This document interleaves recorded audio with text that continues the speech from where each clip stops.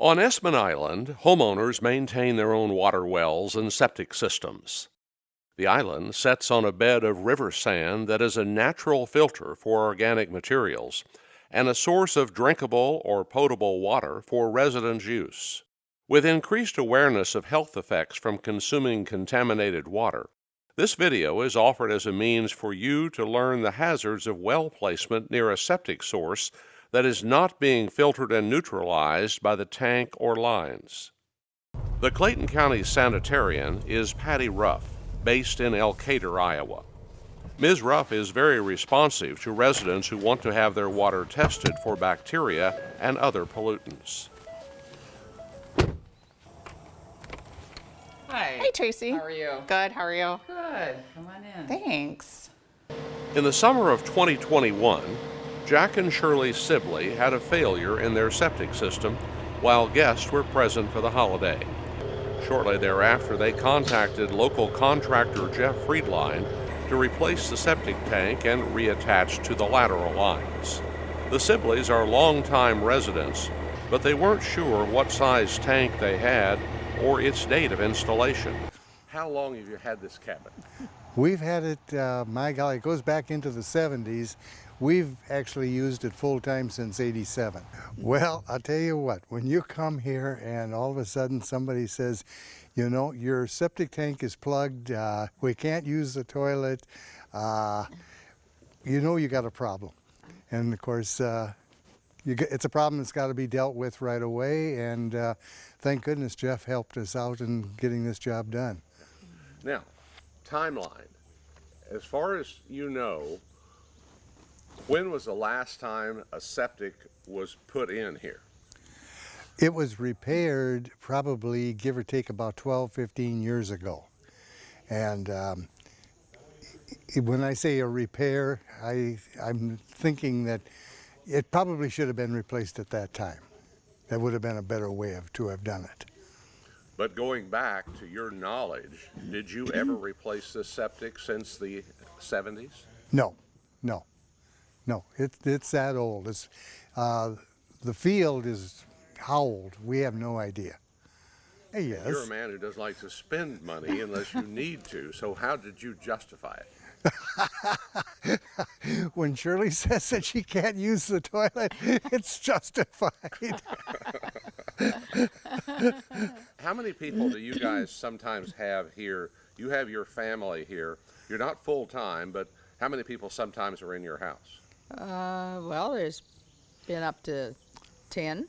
Yeah, I not too often. Not too often. On an average, Yeah. it's usually 6 to 8.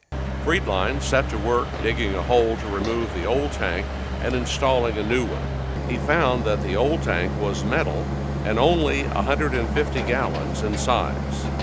Jeff, you're on Esmann Island and you do you do septic tank replacement work. Is this pretty common right now here on the island? You bet. We do a lot of wastewater, private wastewater treatment facilities.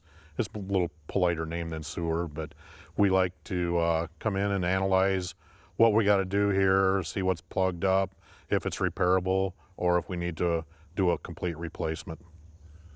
If you have to do a complete replacement, what do you have to look at on the lot, and about how long does it take? Well, a complete replacement, we have to look at a number of different things. Number one, we have certain setback requirements from sand points because all the water systems on the islands are sand points. So the DNR minimums normally are on 100 feet, but the lots are only 75 on the island. So we have issues with setbacks. Two, we have to look at utilities where phone and gas are running, that type of stuff. Three, where is the neighbor sand point so you don't contaminate the neighbor. And then you also have to look at, do you have enough square footage to provide an ample septic bed for a home. And the size of that bed system varies with the number of bedrooms, not occupants, but bedrooms. How long does it normally take you on a flat lot from the time you come in until the septic system is working? Generally, if we can come in, we can get the old tank ripped out after it's pumped and tear out the old tank, haul it away, and get the new tank scheduled in. But 6 to 8 hour turnaround generally. What's your biggest concern about old septic systems on the island? Well, there's a couple biggest concerns. Number one is leaking septics that don't have proper treatment can cause hepatitis. And, you know, we don't want your neighbor's grandkids or family to get hepatitis because you have a bad or faulty septic. So our key here with the modern technology is to get this stuff cleaned up well and treated before it soaks away.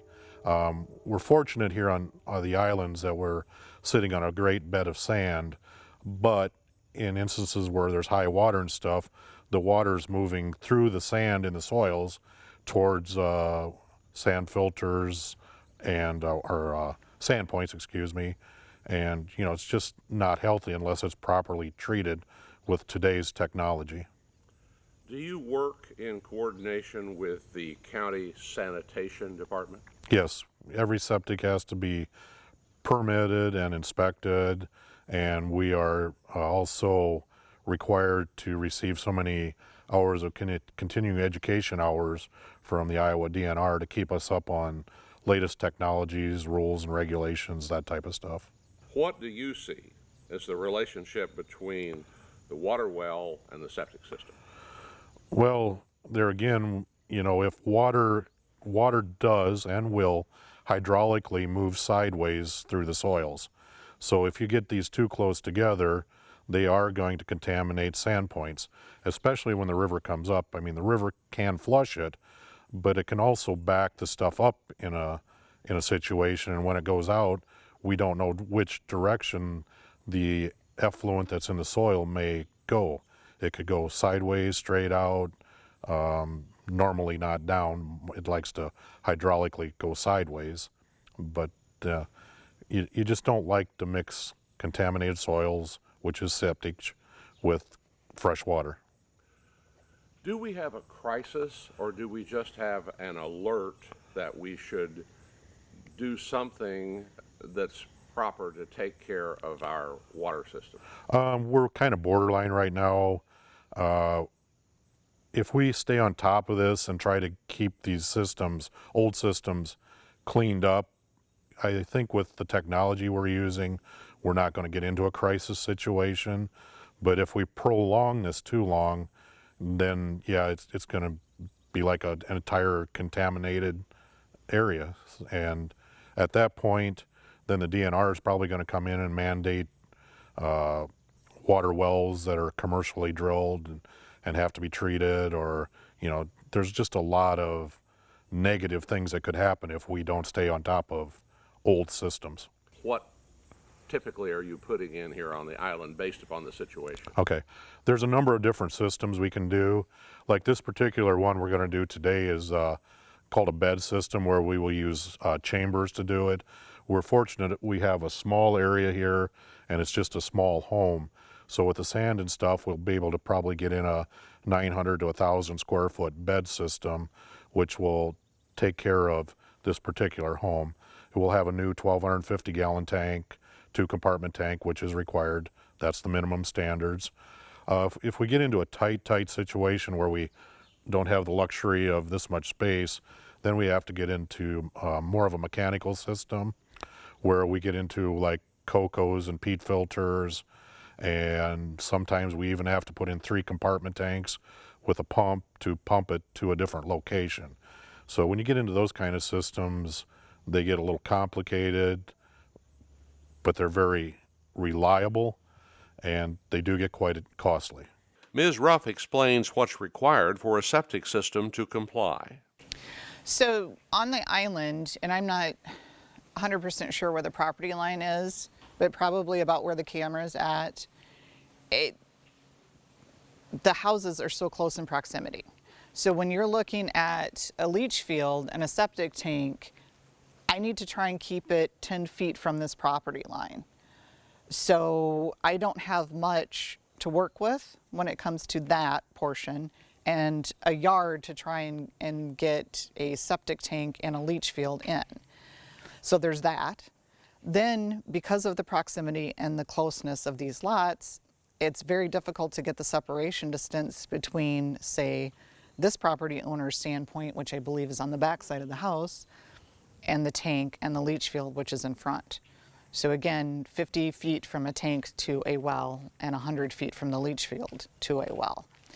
If we can't get that separation distance, then we look at alternative systems, because the effluent that comes out that normally would go into a leach field comes out of an alternative system and is much cleaner, so we can shorten up and narrow up the separation distances.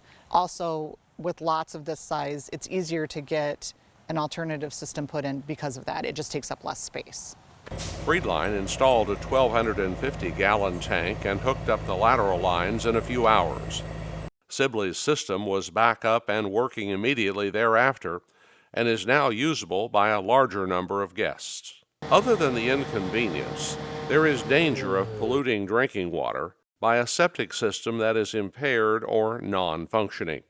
In this case in particular, what was here was a steel tank that had a liner added to it to try and keep it enclosed, because the steel tank, I'm sure, was rusting away, and then over time that liner deteriorated as well.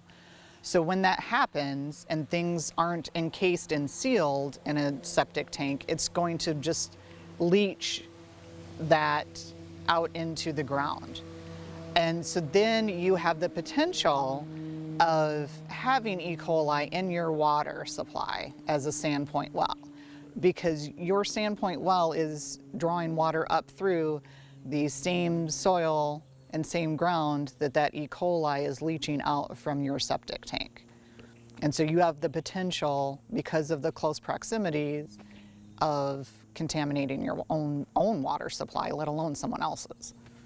Maintenance should also be done on working systems to keep them from clogging and backing up. So on the septic side, on a newer system and an older system, we recommend pumping 3 to 5 years if it's a standard septic tank with a leach field or some other secondary treatment.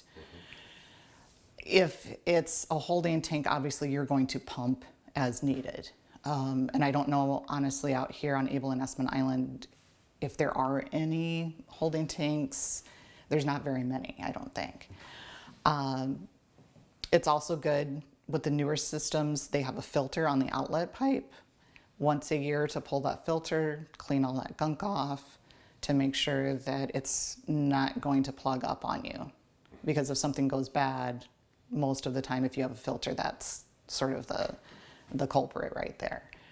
I know there are systems out here on the islands that are extremely old. I'm not sure, I wouldn't be surprised if you might even still have some old steel drums that are put in for septic tanks. And in that case, they probably have rusted and deteriorated, and that's just leaching out into the soil and could be a cause for E. coli contamination in a sand point very easily. For contractors to come in and do these septics, can you give a ballpark of cost or anything like that, or what can inconvenience, and I can get a lot of this from Jeff, but cost, inconvenience, and effort to be able to put in a new septic?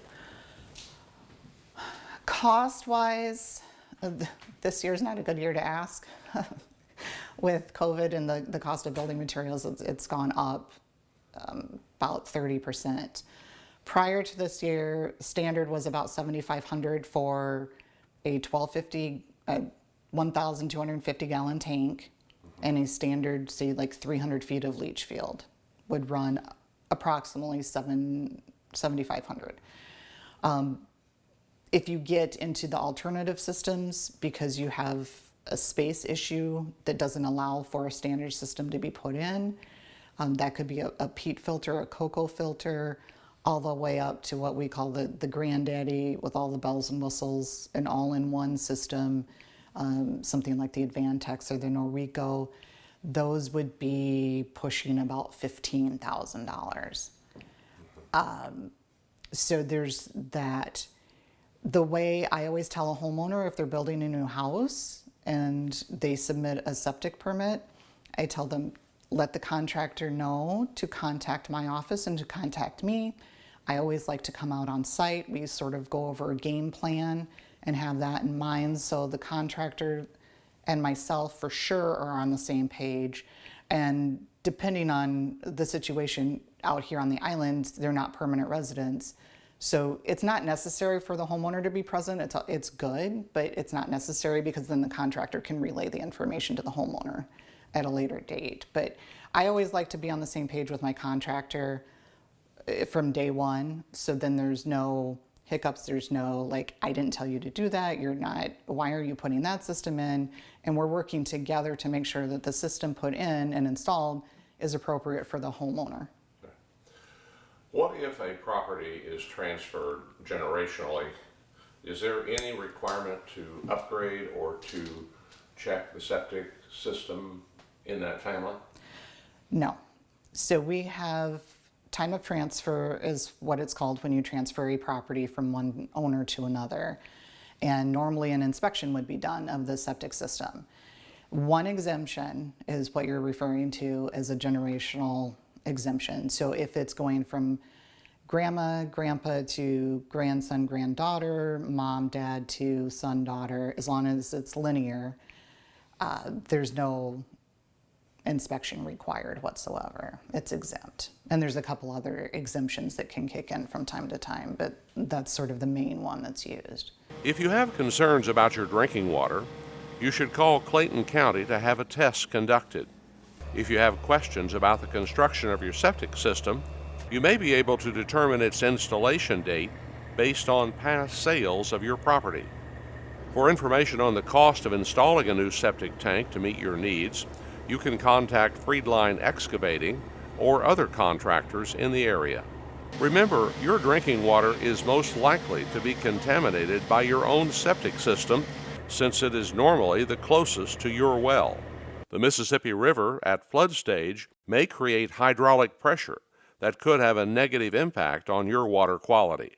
Know your water, know your well, and make sure your septic system is operating properly for your safety and that of your neighbors.